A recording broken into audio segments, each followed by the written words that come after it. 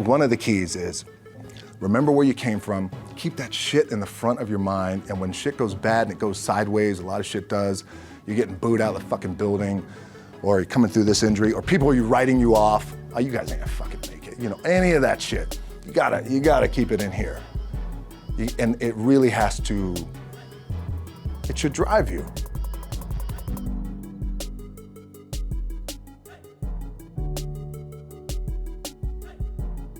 I feel like for me, it feels seamless because you prepared for so long, but it's just like you guys prepping for a game. That's the fun part. That's where it's like, fuck, it's fun, man. People are paying their hard-earned dollars to come see you. They're cheering, they're going bananas, they're booing the shit out of you or on the road. That's fun. That's what you live for. I mean, that's the juice right there. The prep is where the character's made. And I just don't mean the character I play, I mean the character in here. So for me, the prep is getting with the director, getting with the producers, getting with the writers, so in essence, it's like getting with all your coaches and your different position coaches and all the meetings that you have to have, right? So that's the work you put in. The key for me was, where does it start? What's the anchor? What's the anchor?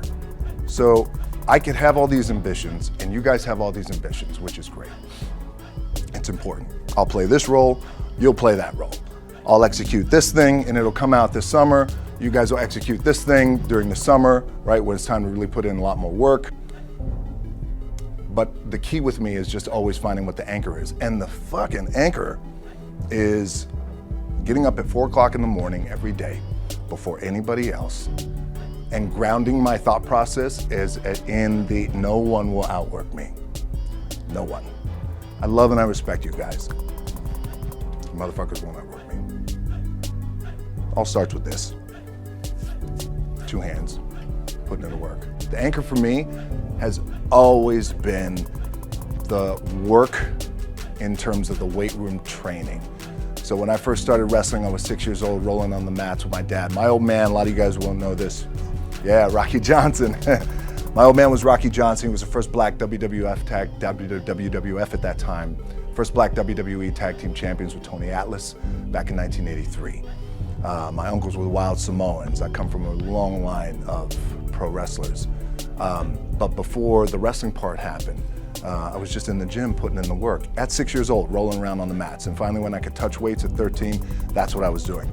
But the weight part for me and the gym part has always has to be the anchor. Look, at the end of the day, like again, it's the kind of stuff that I talked about at top is I have to hold on to my dad in his pickup truck came down 4 o'clock in the morning, picked me up in Miami from Tampa. We lived in a little shitty apartment in Tampa. He drove down in his little pickup truck to Miami to get me when I was cut from the CFL. I was driving up I-75. I don't know if you guys are from Florida, any of you guys, if you know, I-75 is like, especially down in Florida, Alligator Alley. I'll never forget it. It's 4 o'clock in the morning. And I thought, well, fuck. I leave home like you guys left home. I'm ready to tackle the world, to get after it, achieve my dreams and goals. Fucking crushed by 22, 23 years old. Now I gotta move back in with my mom and dad. I played on great teams though. Wait a second, this is not supposed to be my future. I'm supposed to be in the NFL right now. I'm supposed to be making a lot of coin and buying my parents shit, buying me shit, taking care of my wife, but it never happened. So I pulled out my wallet, I thought, well, let me see how much money I have. I opened it up, I had a 5, a 1, and change. I'm not fucking around, well, at least I rounded up to $7. But I thought, God, ain't this a bitch? I got $7 in my pocket. Where the fuck do I go now? What do I do?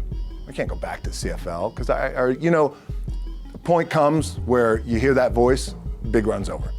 Like, you're done, right? So I heard that voice. So as Coach was saying, man, I hold on to that shit, I'm telling you. My back is up against this motherfucker. We laugh, we joke, we have a good time. Press is always fun to do. Sometimes you gotta make it fun. That's another thing. You gotta do your best to make press fun if you can. But my back is still up against this motherfucker. I do not forget it. What this also helps me do, and again, it works for me, is at some point, you gotta be fucking tired of not being number one. You have to be, and you gotta fucking play angry, and I play angry. Now, I'm cool and calm with my approach, and when I step out on my field, which is a set, or, like, there's some, and you're always gonna have haters, and haters are like, well, damn man, how many movies are you gonna make or how much shit are you gonna do? Like you do a lot of shit. I say, yes, it's my ambition. Of course, why not? I could do it, yeah. I love what I do. And not only that, but in what world do we not work every day? Doesn't mean, it's just like you guys in the off season. You gotta work every fucking day. It doesn't end. My back is up against this thing, you know, and I started to play angry, by the way, and I still play angry. My last match, Brock Lesnar, transitioned, and I realized if I had to be great at something, I wanted to be great in this world of Hollywood and movie making and producing and entertainment, I had to commit, and like you guys have to commit. Obviously, you commit to something, commit to the goal.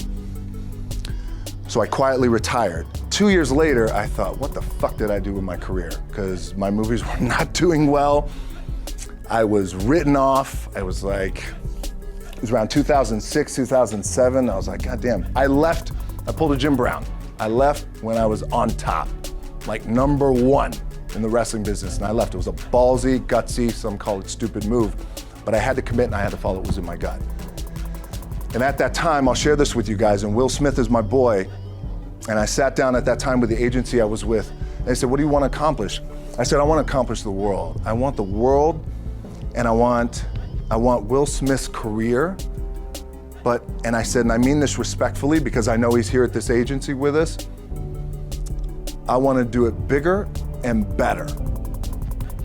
And they looked at me like I had 3 fucking heads, and they were like, okay. But I still stayed focused, and I still had still put in the hard work with my 2 hands, and that's it. And that's what it comes down to with you guys. One of the keys is, remember where you came from, keep that shit in the front of your mind, and when shit goes bad and it goes sideways, a lot of shit does, you're getting booed out of the fucking building, or you're coming through this injury, or people are writing you off, oh, you guys ain't gonna fucking make it, you know, any of that shit. You gotta keep it in here. And it really has to, it should drive you.